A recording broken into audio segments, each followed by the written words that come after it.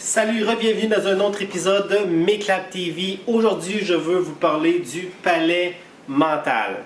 Donc, juste avant de vous parler du palais mental et comment est-ce que c'est bon pour la mémoire, j'ai quelques annonces à vous faire. Premièrement, je veux vous rappeler qu'il y a un tirage qui est en cours. C'est le premier tirage que je fais. À chaque mois, ça va s'améliorer. Mais le premier tirage, c'est 10 $. Okay? Il va avoir lieu le 1er juillet qui s'en vient. Pour participer à ce tirage-là, tout simplement laissez un commentaire dans la description ci-dessous du vidéo. Et puis, c'est une participation automatique à ce tirage-là. Vous allez gagner 10 $ en crypto-monnaie. Et comme vous le savez, le marché de la crypto-monnaie est en montant. Donc, votre 10 $ peut facilement se transformer en 50, 60 $ très facilement. Et la bonne chose, c'est que vous allez être intégré dans le monde de la crypto-monnaie, ce qui est vraiment une bonne chose. Donc, merci beaucoup à tous les nouveaux abonnés également. Mon but, c'est d'atteindre le 3000 d'ici la fin de l'année et ça augmente à chaque jour. Donc, merci beaucoup pour tous les nouveaux abonnés sur cette chaîne-là. C'est grâce à vous que je suis ici aujourd'hui. Donc, le palais mental, c'est quoi? Okay, on va écrire palais mental. Le palais mental, c'est un endroit qu'on va se créer mentalement, une pièce, un palais, c'est pour ça qu'on l'appelle le palais mental. C'est une pièce qu'on va se créer dans notre tête où est-ce qu'on va déposer des objets.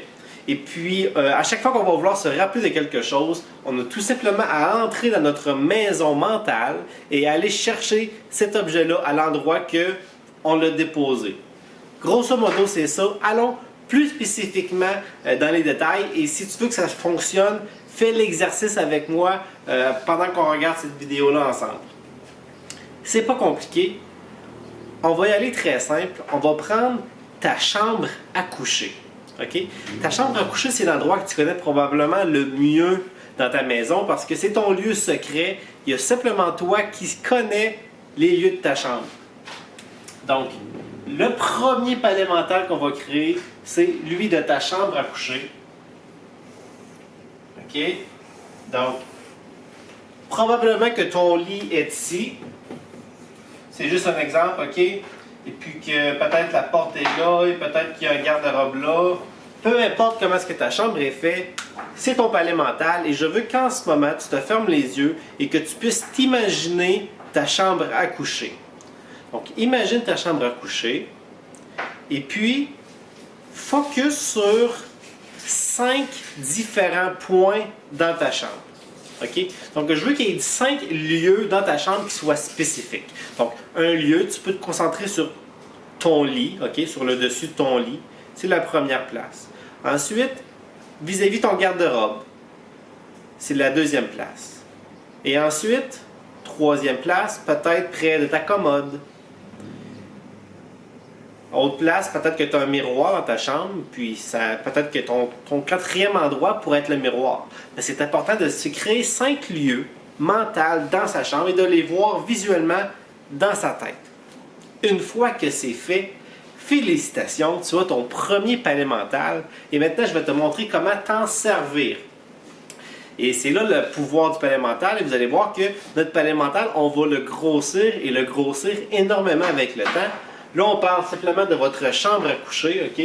Là où vous faites votre nuit, mais vous savez que vous pouvez créer un palais mental de votre maison au complet, OK? Donc, dans d'autres vidéos, je vais vous montrer d'autres astuces plus poussées qui vont vous permettre de mémoriser des choses extraordinaires simplement parce que vous continuez sans cesse à programmer votre cerveau, à grossir votre palais mental. Donc, on va faire une liste de 5 choses, OK, que je veux que vous reteniez. Imaginez vos 5 points, vous devez les avoir en ordre. Première place dans ma chambre, c'est là. Puis ça doit être fait selon un trajet. J'allais l'oublier. C'est très important d'avoir nos 5 points, mais les 5 points doivent être faits selon un trajet. Donc, par exemple, vous commencez, vous avez votre lit, vous allez à votre garde-robe. Ensuite, vous allez voir votre miroir qui est ici. Ensuite, vous allez là, ici. Et finalement, peut-être que vous allez vers la porte à la fin pour sortir de votre chambre. Mais dites-vous que vous commencez dans votre lit le matin, vous ouvrez les yeux, qu'est-ce qui se passe? Et vous faites un chemin pour sortir de votre chambre. Et c'est ce trajet-là qui va être votre palais mental. Vous me suivez? Donc, on se réveille le matin, je veux que vous déposiez sur votre lit, en ouvrant vos yeux, je veux que vous imaginiez des bananes dans vos mains. Vous avez des bananes.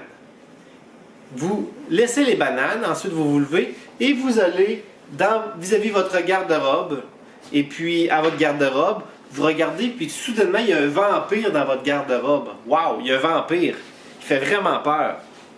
Ensuite, vous allez à votre miroir. Et quand vous regardez votre miroir, et ça, tout ça, ça doit être dans votre image. Voyez ces images-là que je vous dis. Vous vous regardez dans le miroir et puis vous voyez un bateau qui sort du miroir et qui vous fonce dessus. Waouh! Ça fait peur. Pourquoi qu'il y a un bateau qui sort du miroir? Et par la suite, vous allez à votre quatrième point, qui est soit une commode, ok? Et puis vous ouvrez un tiroir de la commode et vous voyez des roses qui sortent du tiroir, puis ça vous saute dessus. Wow! Finalement, vous allez à la porte pour sortir de votre chambre et en ouvrant la porte de votre chambre, il y a Sangoku, ok, un ninja qui vous lance une boule de feu.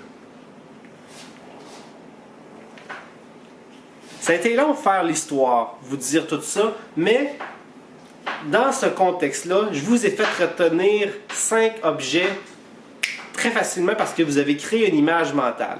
C'est ça que le processus en ce moment est long.